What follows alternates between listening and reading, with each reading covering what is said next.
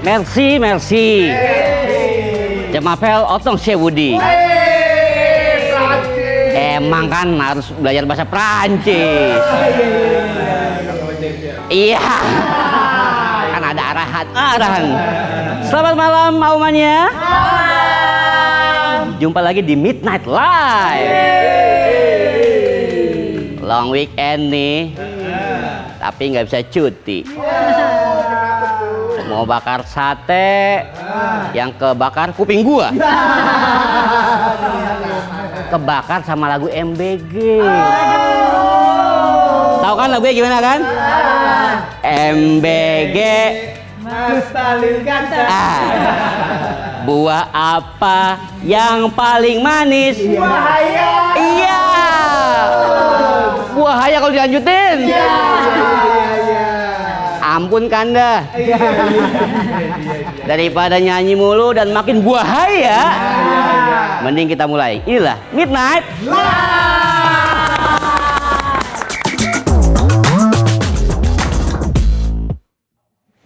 Informasi pertama malam ini kita bahas kasus penipuan jasa WO. Tahu nggak WO? Bukan walkout. Kalau walkout tuh mah yang di Senayan. Jago-jago. Ini WO, wedding organizer. Korbannya Aldi dan Feni, pasangan asal Bekasi yang dibikin kelimpungan gara-gara di ghosting WO sehari sebelum acara pernikahan. Wah, tega. Jadi gini ceritanya begindang. Buat ngurusin acara sakral pernikahannya, Feni dan Aldi memutuskan memilih jasa WO Marwah Catering. Udah food testing, udah fitting, udah nambah catering, bahkan udah bayar lunas 85 juta rupiah. Tapi ternyata WO-nya ngilang entah kemana. Namanya doang Marwah, kelakuannya bikin maurah. Saking marahnya, maurah. Kelakuan gak lumrah WO Marwah ini berlanjut pas rapat technical meeting. Biasanya kan pas technical meeting calon pengantin sama WO ketemuan, cek lokasi, cek dekorasi, sampai cek rundown resepsi. Tapi WO Marwah ini malah dibikin technical meetingnya online. Cuman 10 menit lagi. Jujur, janggal. 10 menit buat sambutan aja udah habis. Belum lagi kalau ada yang izin ke toilet. Makin deket sama hari pernikahan, tepatnya 10 hari sebelum acara, Aldi dan Feni dapat kabar buruk dari pihak gedung Islamic Center Bekasi yang jadi lokasi pernikahan. Aldi dan Feni dikabarin tuh kalau pembayaran sewa gedung masih kurang 17 juta. Banyak amat. Dari total harga sewa 23 juta. Alias baru dibayar 6 juta doang. 6 juta doang. Mau buat sewa gensetnya doang itu mah. Aldi dan Feni akhirnya ngontak pihak WO. Tapi jawabannya makin gak ngotak. Sampai akhirnya H-1 pernikahan nih, Aldi dan Feni nyamperin kantor WO di kawasan Cakung. Dan ternyata kantornya kosong. Tega. Aldi dan Feni akhirnya ngelaporin tuh kasus penipuan ini ke polisi. Dari hasil penyelidikan awal dipastikan kalau pemilik WO Marwah Catering inisial RM ternyata hilang tanpa jejak. Masih cari nggak ada jejak. Nggak cuma itu, fakta lain terungkap kalau ternyata Marwah Catering udah hampir 8 bulan nggak ngegaji karyawannya. Jihit bingit. Dan diduga pernah terlibat kasus penipuan pada 2021. Nah akhirnya tuh buat nyelamatin akad nikah, Aldi dan Feni secara pribadi kontak vendor satu persatu Dan mereka keluar uang lagi buat beli makanan biar tamu undangan nggak kelaparan. Kasihan sih ya. Tapi keputusan Aldi dan Feni itu udah tepat. Ya meski rugi, makanan buat tamu tetap harus dibeli. Karena acara nikahan itu kuncinya di makanan. Mau acaranya mewah, ngundang FC. Tapi kalau makanannya sedikit dan nggak enak, jadi omongan seumur hidup. Kan ada aja tuh ya, yang amplop goceng, tapi ngarepnya makan kambing guling. Nambah sup-sup lagi. Nanti panjang tuh kalau kambing guling sama sup-sup. Dan pihak gedung akhirnya tetap memberi fasilitas sederhana. Karena sebelumnya udah bayar 6 juta ya. Tuh penonton tuh, nikah tuh nggak perlu mewah. Yang penting sah, langgeng dan nggak banyak drama. Saya banget. Pesan saya nih buat pasangan yang mau nikah, kalau punya duit, cari WO yang jelas-jelas aja. Jangan tergoda nama atau harga yang terlalu murah. Karena bisa bahaya. Dan buat pasangan yang duitnya ngepas, mending nikah di KUA aja. Nggak usah gengsi. Daripada nanti susah sendiri.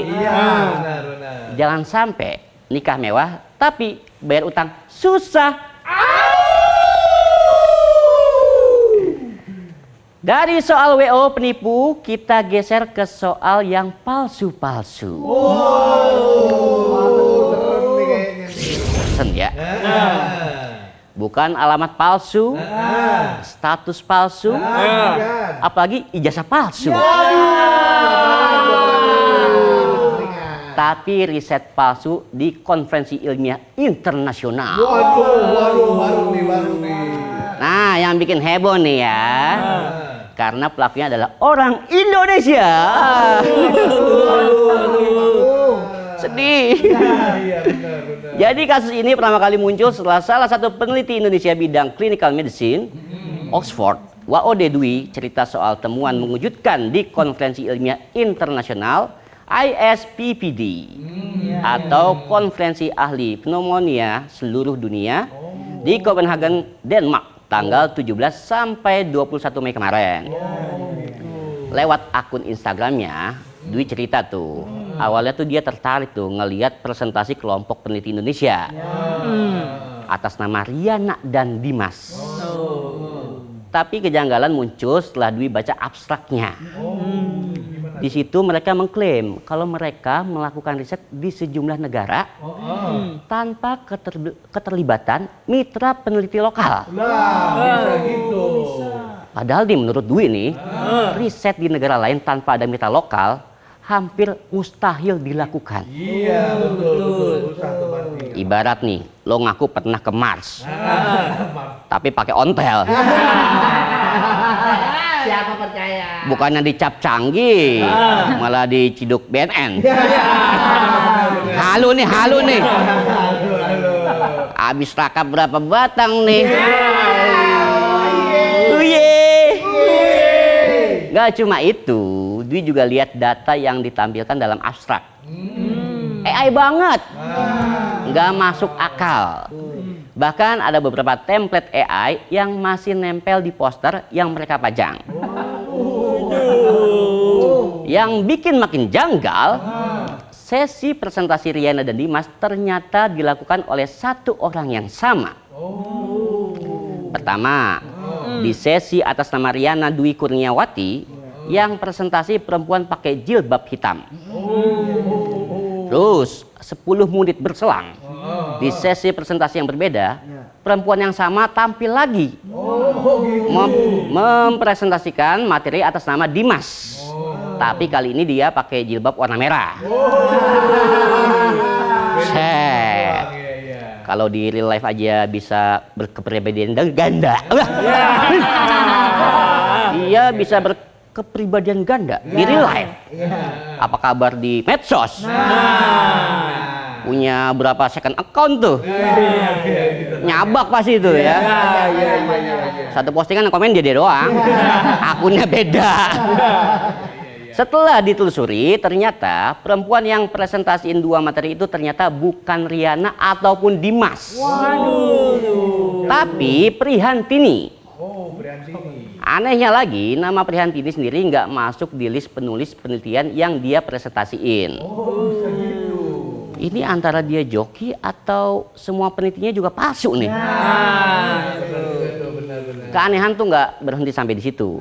Prihantini ternyata kirim 4-5 riset yang dia tulis bareng peneliti lain atas nama Rivaldi Fajar dan Rini Winarti, pakai afiliasi organisasi yang juga diduga palsu. Dwi juga bilang bikin 5 abstrak dalam waktu singkat itu adalah hal yang mustahil dan hil yang mustahil.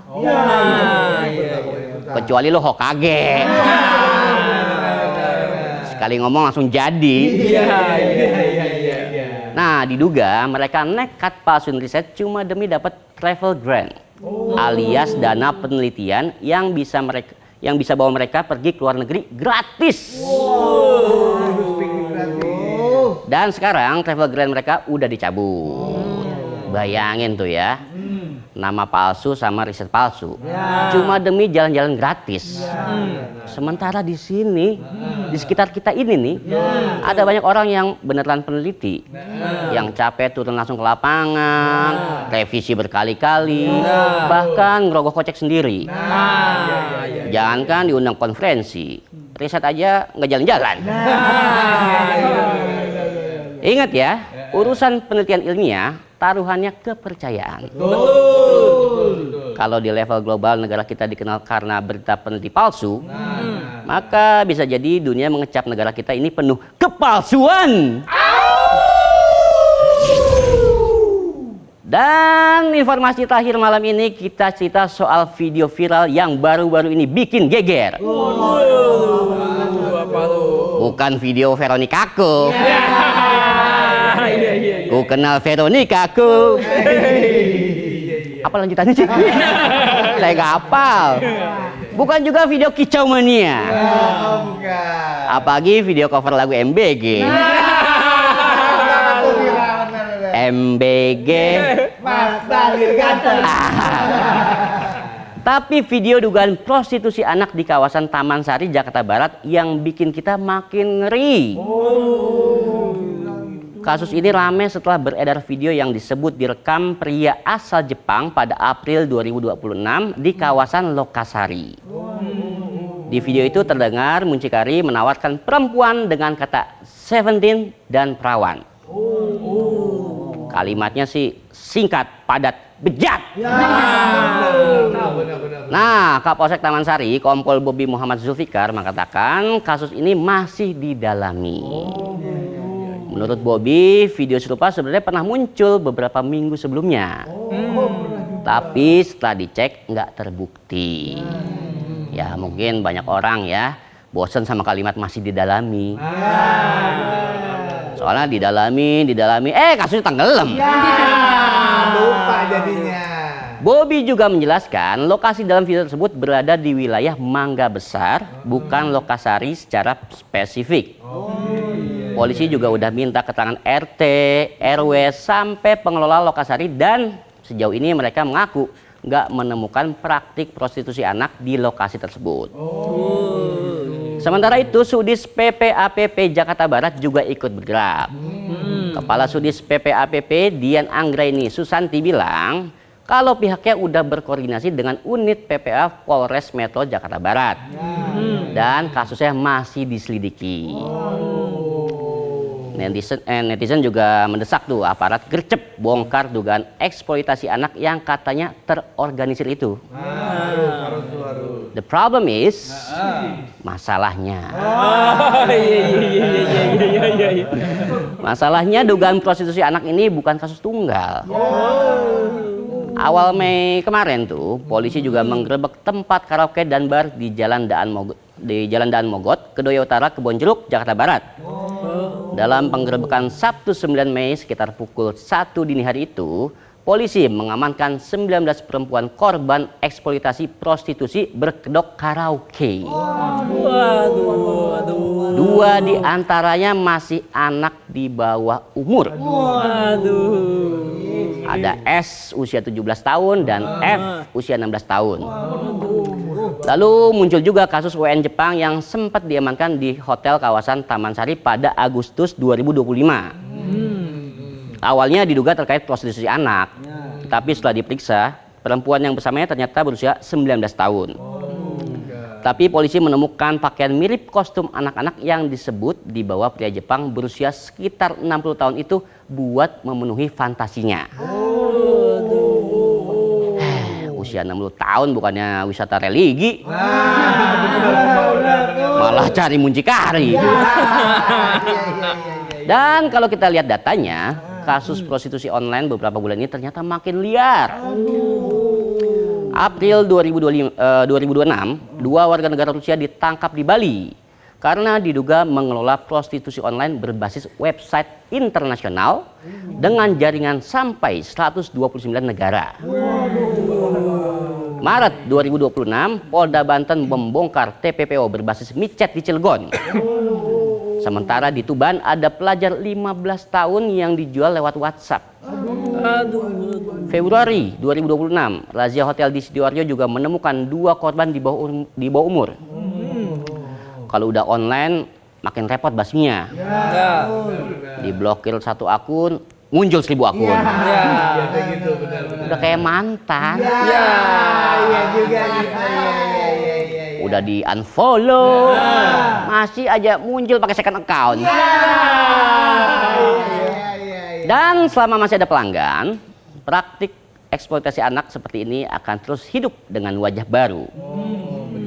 Jika generasi emas 2045 hanya dijual dalam pidato yang indah, tapi nyatanya anak-anak masih dieksploitasi dan diperdagangkan dengan mudah, maka jangan heran kalau bonus demografi salah kan? Maka jangan heran kalau bonus demografi bakal jadi bonus masalah yang dibungkus istilah mewah. Itulah tadi sajian pembuka kita. Isinya kriminal semua. Dari tipu-tipu, palsu-palsu, sampai video uhui-uhui. Nah, usai jeda kita masih bahas kriminal lagi, Bray. Ini bahaya nih. Kriminalnya bahaya nih. Gak cuma harta yang bisa hilang, nyawa juga bisa melayang.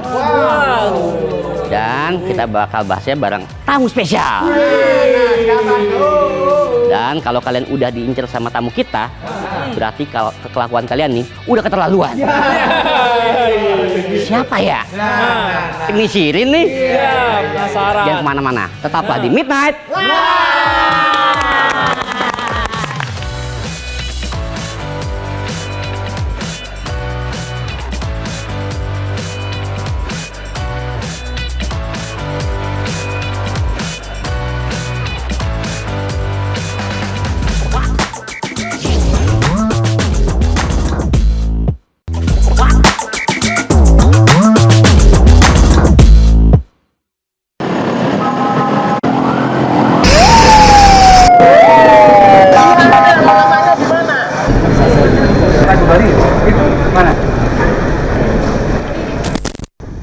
Hai, Jakarta nih belakangan ini bikin orang pulang malam bukan takut bensin habis, tapi takut sama kelakuan begal sadis.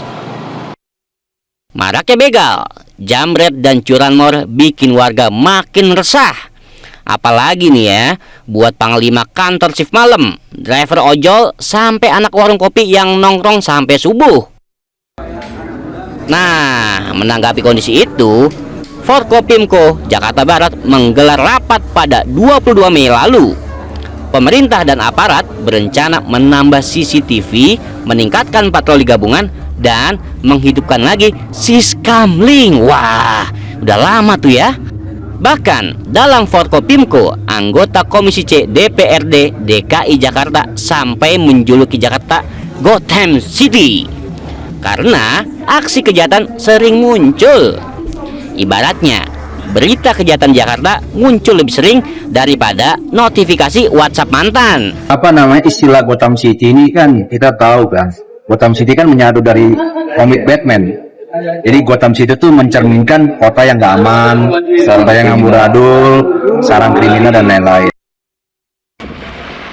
Nah, nggak cuma itu, Polda Metro Jaya juga meningkatkan patroli blue light dan patroli perintis presisi di titik rawan kriminalitas.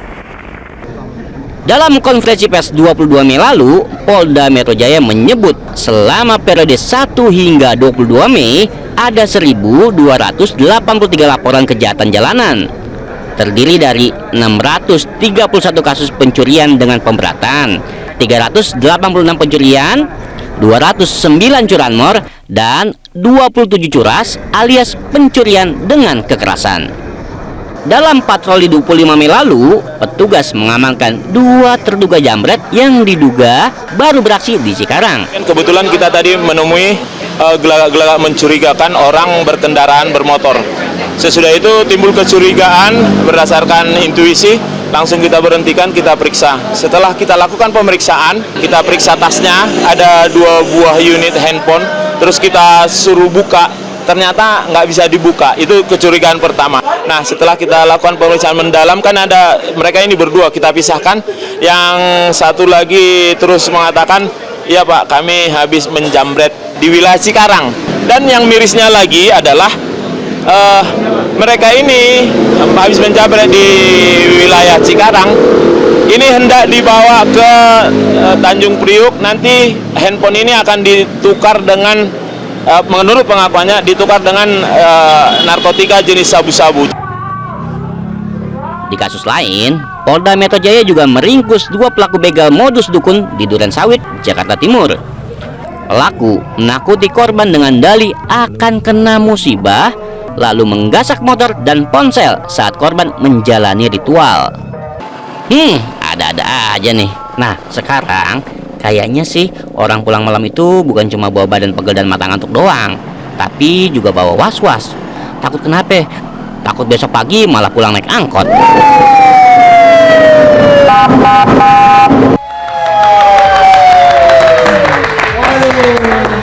Lihat videonya makin ngeri aja. Sekarang gue punya tutorial nih. Cara pulang malam. Karena sekarang udah kita pulang malam mulu. Kita sekarang bukan takutnya setan, takut begal.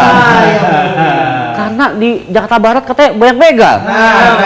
Takutnya sih ente. Banget. Makanya saya bawa pakai Ngapain? banyak begal. Oh, sabar. Gue cari helm dulu mau ikut. Pakai juga. Iya, mana ya tapi. Udah lu nggak usah pakai helm. Nggak usah. Soalnya kayaknya buat cewek-cewek nih pakai backingan aja. Oh gitu. Enggak, emang lu punya backingan siapa? Ya. Dong. Backingan gue banyak. Jagoan nih, jagoan nih. Iya. Siapa nih Biar backingan? dipatwal. Tetot, Apa sih namanya tetot. tuh? Diiring-iringin. Buat sehat tapi buat sehat. Oke, terus berarti siapa nih? Kita telepon backingan? aja backingan kita ya. Oke, coba ditelepon. Iya. Lu lepas dah, rambut lu rusak. Langsung aja nih kita panggil aja nih ya. Ini bosnya nih. Bos perintis Polda Metro Jaya nih. Ibda MP Ambarita.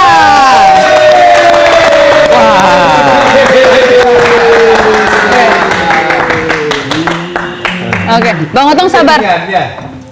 Siap. Dalam presisi yo. Silakan duduk. Iya. Kita bakal ngobrol-ngobrol tentang begal. Tentunya dalam apa? Bercanda. Iya. Bercanda yuk. Aduh, Bang Otong kok nggak bilang-bilang ngundang polisi? Ya, kenapa emang? Emang ente ada salah apa? Nggak ada. Tapi saya ketemu baik orangnya Oh sebenarnya. gitu ya. Biasanya emang polisi gitu, suka baik-baik tiba-tiba ketangkap. Enggak lah. Enggak dong. Emang gitu sih Bang. Bang ngomong dong Bang. Kan belum ditanya.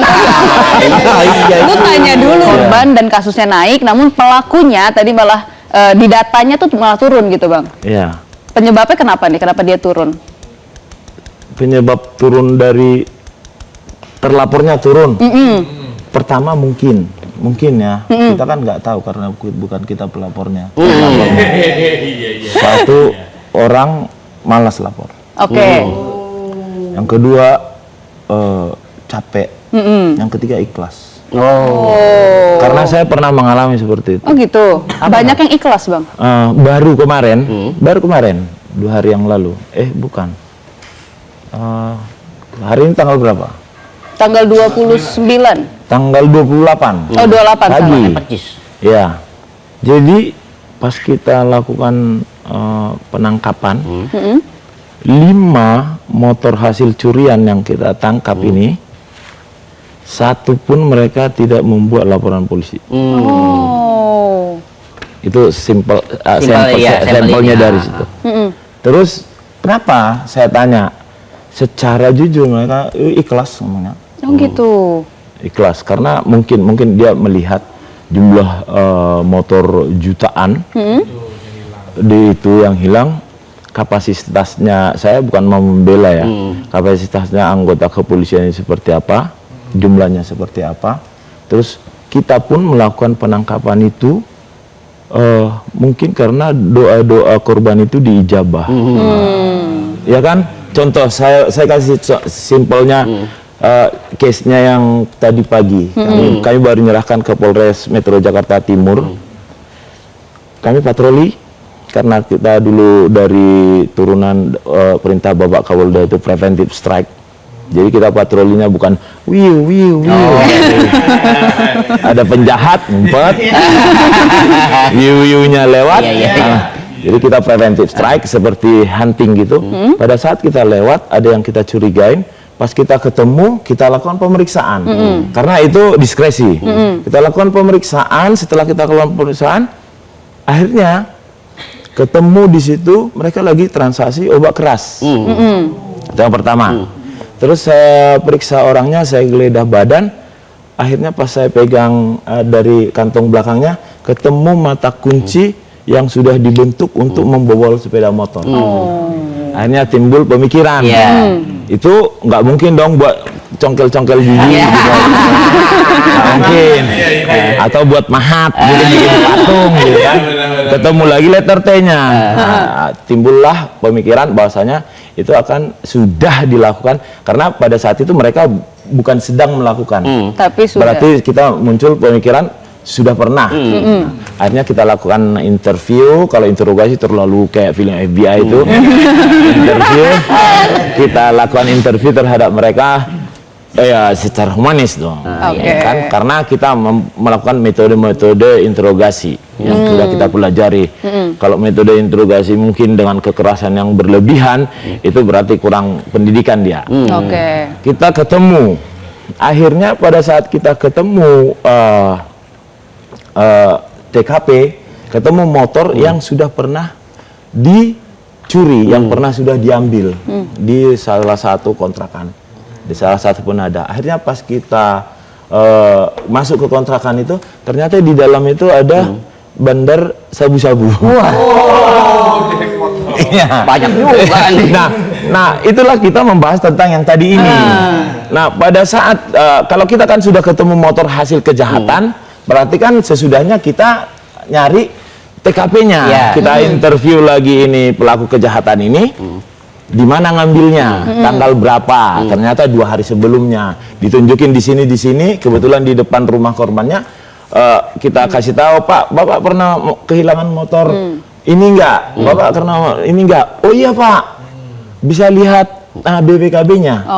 Pas kita lihat BPKB-nya, kita cocokin dengan kendaraan yang kita temukan ini, cocok. Oh, Bapak udah buat laporan polisi belum? Ternyata belum. Belum, Pak. Oh gitu. Nah, salah satu bukti awal daripada Bapak sudah mengalami suatu kejahatan adalah Bapak buat laporan polisi. Udah Pak, saya ikhlas aja gitu. Bang, kita kan sekarang lagi di Jakbar nih, ya kan, Jakarta Barat. Nah, ternyata berdasarkan data dari polisi, kalau Jakbar ini menjadi salah satu daerah yang paling rawan nih. Bisa dilihat di sini di Jakbar ada 39 kasus. Sisanya masih belasan, bahkan di Tanjung Priuk hanya 1 kasus nih. Nah, ini kenapa sih Bang? Jakbar ini data dari siapa sih? Ini dari Pulsiknas Barreskrim Polri. Oh, bukan. Saya kira data dari Perintis Presisi. Oh, itu Pak. Ini lagi ada data. Kalau kami punya data sendiri. Jadi saya kan nggak bisa bahas dong tentang dari situ dong. Oke. Iya dong. Tapi kalau dari abang sendiri berarti Jakbar masih tetap menjadi daerah yang paling rawan atau enggak? Jadi kalau kita ngomongin tentang data ya, jadi kalau kita tentang data kita harus point of view dulu, Oke. ya kan? Kalau misalnya contohnya kita bilang oh di sini banjir, ternyata di sana juga banjir karena orang sana nggak ngasih tahu. Oke. Iya dong. Nah kalau kita bilang untuk beberapa minggu ini ya, minggu ke belakang, menurut saya sendiri, saya di Kalideres nangkap begal. Tanggal berapa itu? Tanggal dia ada di Instagram. Sebelumnya dekat sini, Arjuna Selatan. Oh iya. Iya.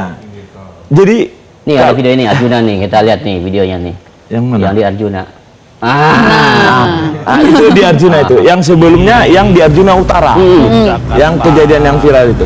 Jadi kalau misalnya menurut itu data bilang di Jakarta Barat, ya kami ya mengamini juga. Oke. Ya kan? Jadi kita nggak bisa bilang bisa terjadi seperti itu. Salah satunya adalah nggak harus juga polisi, harus juga instansi-instansi terkait. Kita nggak bisa karena kita bukan malaikat. Iya. Kita Iya, nggak bisa betul. 24 jam. Sama seperti kata netizen itu kan. Nggak bisa Pak Ambarita ada di banyak tempat. Ya nggak bisa dong.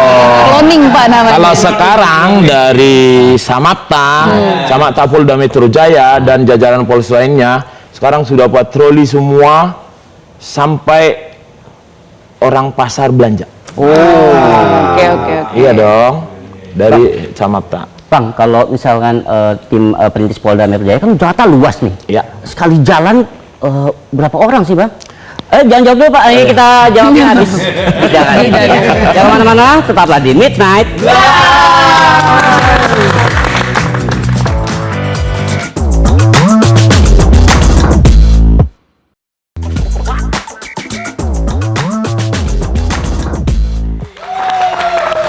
Kembali lagi di Midnight Live, masih sama Pak Ambarita nih. Pak, ciri-ciri begal tuh gimana sih? Apa jaket biru, kacamata, rambut keriting? Tuh kayak itu tuh nih. Ini curigain juga. Wah ini FBJ, ada deh. Masuk TV gratis. Tapi bener Pak, kira-kira ciri-ciri begal apakah seperti itu? Enggak. Ya kalau dia begal pakai kacamata hitam nabrak. Bener. Tapi ternyata begal di beberapa daerah tuh justru ramai ketika tengah malam ya, sekitar jam 12 malam hingga jam 5 subuh gitu Bang.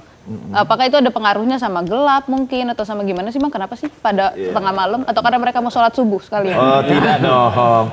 Jadi kenapa dia melakukan itu pada saat-saat jam-jam rawan mulai dari jam 12 ke jam 4 gitu. Pertama, begalnya itu juga kan punya pemikiran. Kalau misalnya sesuatu kan ada juga, kalau kita kan misalnya orang baik itu misalnya jangan sampai sesuatu yang tidak diinginkan terjadi. Kalau begal juga berpikir seperti itu juga. Jangan sesuatu yang tidak diinginkan terjadi. Yang tidak diinginkan begal itu ketangkap massa dibakar. Itu.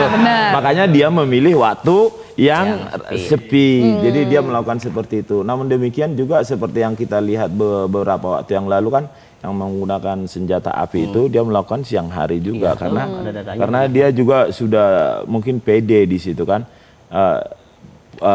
Polisi juga atau aparat hukum juga kan tidak bisa setiap 5 meter ada gitu kan. Mungkin pas polisinya lagi di sana, dianya di sini kan. Itu selalu berkesinambungan. Jadi yang sekarang yang dilakukan khususnya Polda Metro Jaya, jajaran Polda Metro Jaya itu ya nggak menentu waktu yang harus bagaimana. Jadi dia 24 jam itu harus berkeliling terus seperti itu. Pak, tadi saya nanya tim perintis Polda Metro Jaya itu Jakarta seluas ini berapa sekali jalan? Sekali jalan kita 3 tim. Satu tim? Satu tim itu 22 orang, termasuk dantonnya, komandannya. Itu keliling Jakarta tuh? Ya, jadi sesuai dengan instruksi dari Bapak Kapolda Metro Jaya melalui direktur saya, direktur Samapta itu. Jadi untuk saat-saat ini karena memang intensitasnya lagi tinggi kan, kita ada 3 tim patroli perintis presisi Polda Metro Jaya. Jadi kita dibagi dari jajar wilayah hukum Polda Metro Jaya itu dibagi 3. Mulai dari Polda Metro Jaya bagian barat, bagian utara, sama bagian selatan. Jadi kita bisa, contohnya kayak waktu ini saya nggak bisa bilang nanti saya di sini. Misalnya tim 1 hari ini, malam ini ada di 3 wilayah seperti Bekasi, Jakarta Utara, Jakarta Timur. Nanti yang tim 2 ada di Tangerang Selatan, Tangerang, Cengkareng, Jakarta Barat. Nanti yang tim 3 Jakarta Selatan, Depok, seperti itu. Jadi kita selalu berkesinambungan, jadi terkoneksi. Nanti sekali mutar, kalau dirasa sudah orang pasar sudah pulang, yang belanja ke pasar impres sudah pulang, baru kita kembali, nanti diganti paginya sama anak-anak dari Patmor, dari Patko yang berkeliling. Seperti itu instruksi dari Bapak Kapolda melalui Direktur Samapta. Jadi kita selalu berkesinambungan untuk mengcover seluruh wilayah tadi. Jadi kita untuk preventif strike-nya pada malam ini kita mulai. Nanti sudah selesai patroli kegiatan rutin yang ditingkatkan pada jam 12, baru kita mulai dari jam 12 sampai jam 6 sampai jam 5 seperti itu. Lelah juga ya. Baru mau Capek ya ikut ternyata. Baru mau ikut. Hanif udah ikut. Oh iya. Tapi langsung minta pulang dia. Karena udah ada Pak Jamret. Pak, ada arahan nggak sih buat warga-warga untuk hati-hati atau gimana lah dari Pak Amarita ini? Oh ya, jadi arahan saya gini, ada atau tidak adanya fenomena yang kejahatan jalanan ini, ya kita harus tetap mengamankan diri. Karena keamanan diri itu datangnya dari kita. Kita nggak bisa bilang, oh daerah sini rawan, daerah sini tidak rawan. Buktinya itu di Jalan Gunung Sahari, itu di tengah-tengah ada di situ markas Brimob, ada marinir, ada di situ kan. Ya kita nggak bisa bilang seperti itu. Jadi kita keamanan diri kita itu datang dari diri sendiri. Misalnya Mbak siapa? Seha pulang naik motor dari Jalan Arjuna. Ya setidaknya dikawal, bukan dikawal, ada temannya. Ada temannya berbarengan minimal 2 motor. Setidaknya kalaupun harus dia pulang ke rumah jam-jam rawan, setidaknya kalau pilihannya nggak ada yang nemenin. Setidaknya kalaupun dia mumpuni untuk kecepatan di atas 70, bisa melihat sering-sering melihat ke spion. Oke, Bapak bisa temenin saya kalau saya pulang. Oke, terima kasih buat Pak Amarita udah hari ini kita live. Pak, jangan lupa nanti ajak-ajak saya untuk patroli ya. Boleh ya? Sampai bertugas lagi sama patroli. Siap. Sukses terus. Terima kasih. Oke, Omania, jangan kemana-mana. Kita akan bahas final Liga Champion abis jeda. Jangan kemana-mana. Tetap di Midnight Live.